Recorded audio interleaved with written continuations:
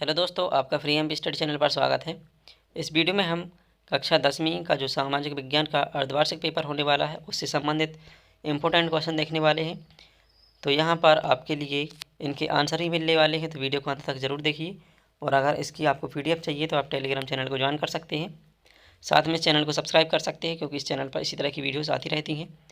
तो यहाँ पर आप देख रहे हैं, पहला प्रश्न है परंपरागत और गैर परंपरागत ऊर्जा साधन में अंतर बताइए।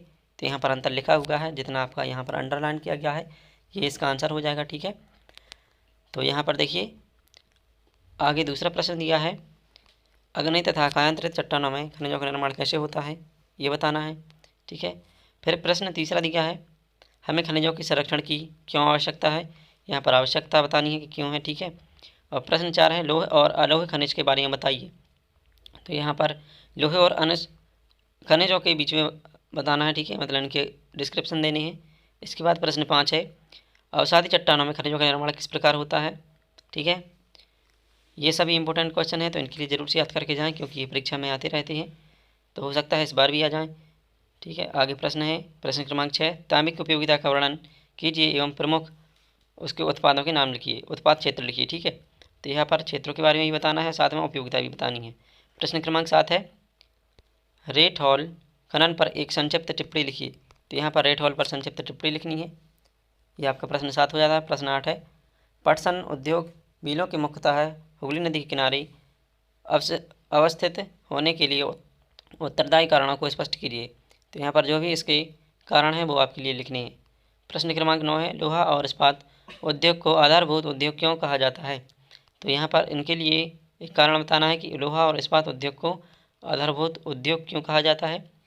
या फिर अथवा में आ सकता है कि किसी भी देश के आर्थिक विकास में लोहा एवं इस्पात उद्योगों की क्या भूमिका है। ठीक है, तो यहाँ पर ये प्रश्न भी बन सकता है आपका। तो ये जैसे कि आप क्वेश्चन देख पा रहे हैं इस प्रकार से आ सकता है। फिर आगे प्रश्न देखते हैं। ठीक है, प्रश्न क्रमांक 10 है, सार्वजनिक एवं निजी क्षेत्र के उद्योगों में अंतर स्पष्ट कीजिए। ठीक है, यहाँ पर भी एक अंतर पूछा गया है। फिर दूसरा प्रश्न है, भारत में वस्त्र उद्योग तथा लौह इस्पात उद्योग की तुलना कीजिए। तो वस्त्र उद्योग एवं लौह इस्पात उद्योग की तुलना करनी है। ठीक है, प्रश्न 12 है, पूर्व औद्योगिकरण का मतलब बताइए। तो यहाँ पर आप पूर्व औद्योगिकरण से आप क्या समझते हैं ये आपके लिए लिखना है। ठीक है, प्रश्न 13 है, सूरत बंदरगाह 18वीं सदी के अंत तक हाशिए पर पहुँच गया था, स्पष्ट कीजिए।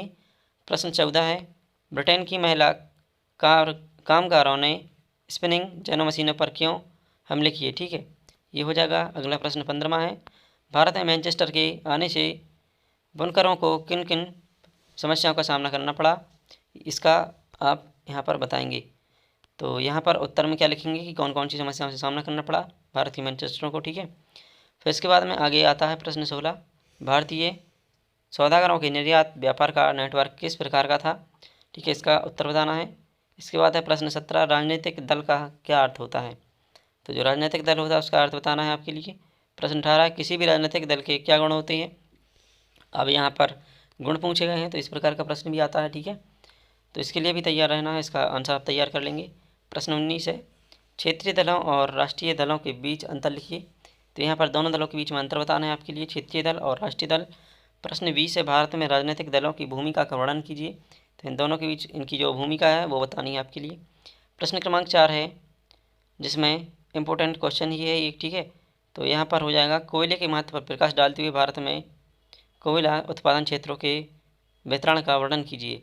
तो यहाँ पर जो कोयला का महत्व है उस पर भी आपको प्रकाश डालना है और उसके जो क्षेत्र हैं उत्पादन के उसका वितरण का वर्णन भी करना है। ठीक है, तो ये हो जाएगा एक प्रकार का प्रश्न। और फिर इसके बाद अगला प्रश्न है, प्राकृतिक गैस हमारे लिए क्यों आवश्यक है। ठीक है, और भारत के प्राकृतिक गैस क्षेत्र एवं उत्पादन के बारे में बताना है। तो यहाँ पर ये इस प्रकार का प्रश्न है। या फिर अथवा हम पूछ सकते हैं, प्राकृतिक गैस की मांग निरंतर क्यों बढ़ती जा रही है, स्पष्ट कीजिए। तो दो में से कोई एक प्रश्न करना होता है आपके लिए अगर अथवा में आता है तो। ठीक है, तो दोनों टाइप के प्रश्नों को तैयार करेंगे आप। फिर अगला प्रश्न है, वर्तमान में ऊर्जा संसाधनों के संरक्षण की आवश्यकता क्यों है, ऊर्जा संसाधनों के संरक्षण के उपाय बताइए। ठीक है, अगला प्रश्न है, भारत के मानचित्र पर महत्वपूर्ण खनिज उत्पादक क्षेत्र दर्शाइए। तो यहाँ पर आपके लिए एक मानचित्र रहेगा, मानचित्र। ठीक है, और मानचित्र पर आपको खनिज उत्पादक जो क्षेत्र हैं वो दर्शाने होते हैं। फिर अगला प्रश्न है, भारत के मानचित्र पर महत्वपूर्ण परंपरागत ऊर्जा स्रोतों को दर्शाइए। ठीक है, और भारत के मानचित्र पर संपूर्ण महत्वपूर्ण आणविक व तापीय ऊर्जा संयंत्र दर्शाइए। तो यहाँ पर देखिए इनमें से कोई भी आ सकता है, भारत के मानचित्र पर ही आप इन सब चीज़ों को दर्शाना है। ठीक है, तो ये सब देख लेंगे कि किस प्रकार से दर्शाते हैं, किस चीज़ का क्षेत्र कहाँ पर है, तो इसके लिए भी आप ध्यान में रखेंगे। फिर प्रश्न 7 है, पहले विश्व युद्ध ने भारत में राष्ट्रीय आंदोलन के विकास में किस प्रकार योगदान दिया। तो यहाँ पर ये इस प्रकार का प्रश्न भी इसके लिए रेडी रहेंगे, मतलब इसको तैयार करके रहेंगे।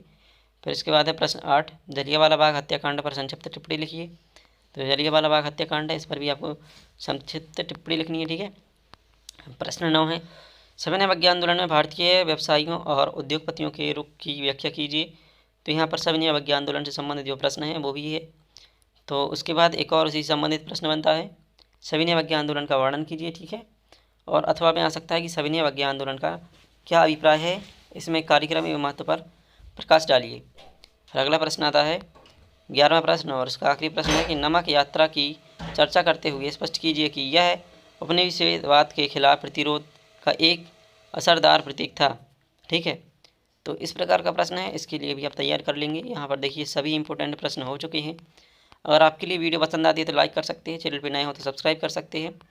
और PDF चाहिए तो मैंने पहले बताया है कि इसकी जो चैनल की लिंक डिस्क्रिप्शन में दी गई है, तो वहाँ पर जाकर आप चैनल को ज्वाइन कर सकते हैं, वहाँ पर आपके लिए PDF मिल जाएगी। So thanks for watching.